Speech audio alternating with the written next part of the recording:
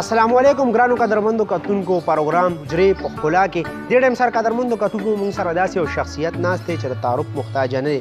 هم په زړه باچا دی هم په شخصیت باچا دی هم په خاندان باچا دی یو داسې کردار چې هم په تعلیم په لړ کې یو خپل مقام لري د هغې نه علاوه په شعر او په شاعره کې هم یو خپل مقام لري د هغې په راتګ کې خلل نه جوړېږم باچا صاحب طرف ته ځو چې خپل تعارف زموږ مینهوالو سره وکړي السلام علیکم باچا وعلیکم السلام وعلیکم السلام ما نوم سید مسلم شاه دی او کله مې خپل بره میاچ هم دی او نن سبا په ګوهاټي کې اوسم او عمر هم تقریبا دغه شپېته کاله دی او زه به دا ووایم چې یاره او سبق مې دومره ویل چې هغه ساعت تقریبا نه 50 کاله مخکې ما 14 پاس کړی دی بیا دا ایم اے پښتو ایم اے اسلامیات ما پرایویټ لکه کړي دي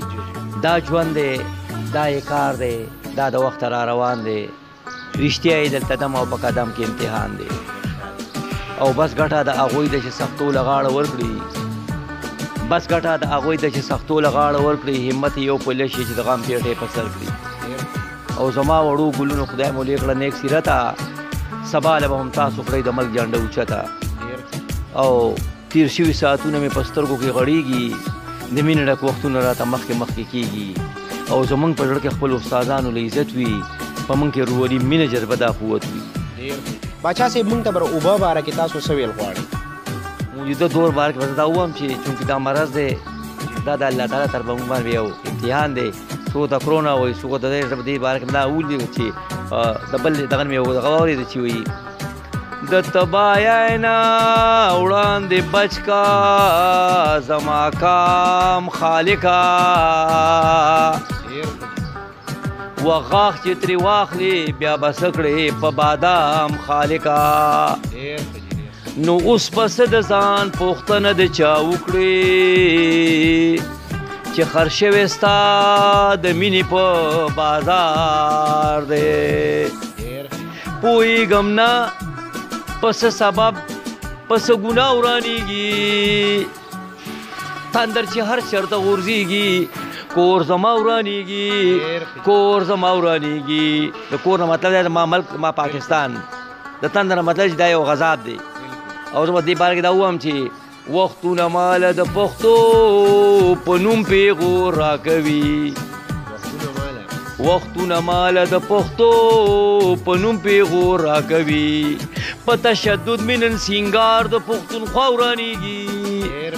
تندر چې هر چېرته غورځېږي کور زما ورانېږي کور زما ورانېږي د مرګ په خوب مې خود غرضه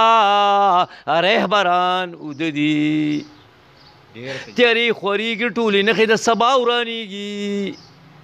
تندر چې هر چېرته غورځېږي کور زما ورانېږي کور زما ورانېږي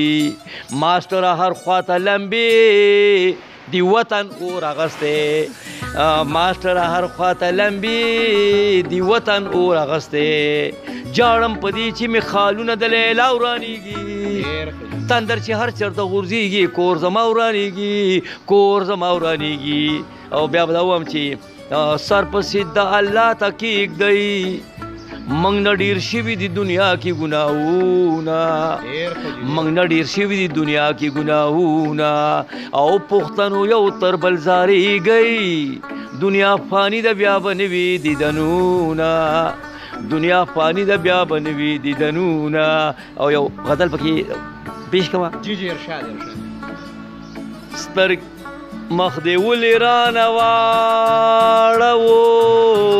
انسان یم هندو نه یم کافر نه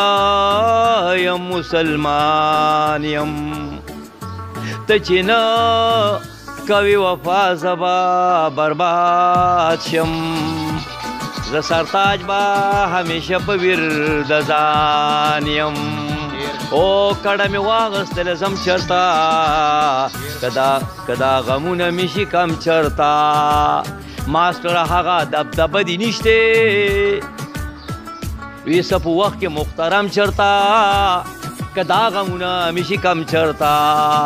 ځم چېرته داسې ځای به پرېوځمه چې را سره نه وي ستا غم چېرته که دا غمونه مې شي کم چېرته نو مرمه د تندې نه ناکام دی څه وکړمه ستا محبت د زهرو جام دی څه وکړمه د خپو تڼاکې مې نور تاب د ګرځېدو نه لري او د جانان کلي ته یو ګام دی څه وکړمه یا د انګور نشه نشه خمار بوټیا او چې د شرابو ګوټ حرام دی څه وکړمه مینوال ته دا پیغام ورکړم چې چونکې زموږ په ملک یا په بار ملکونو کې اسلامي ملکونو کې دا مرض راغلی دی دا د الله تعالی طرفه یو امتحان دی مونږ د ټول د خپل ځان طرف نه بیا ستاسو طرف نه بیا د ټول خلکو ته مې ته درخواست کوم چې تاسو د الله تعالی د خدای پاک تابعداري وکړئ خپل لمونځ اودس کوئ خدای پاک نه خیر غواړئ او زه وایم چې سترګې مې سرې وې ټوله شپه مې ستا تصویر ته کتل د سهار بعد را باندې نوم د شرابي کېښودو او ستا د مین سره بلا ستا د ښایست کیسې دي زیګر اوس پر صدف د ګوهرونو ډک دی والسلام. ډېره مننه جي قدرمندو کتونکو دا و جي باچا صاحب چې تاسو راغی خوندور شعرونه خوندورې خبرې واورېدې ستاسو نه اجازت غواړم امیر سویل یوسفزی سره د خپل کیمرامین عنایت شاه باچا له ورکړې اجازت الله پام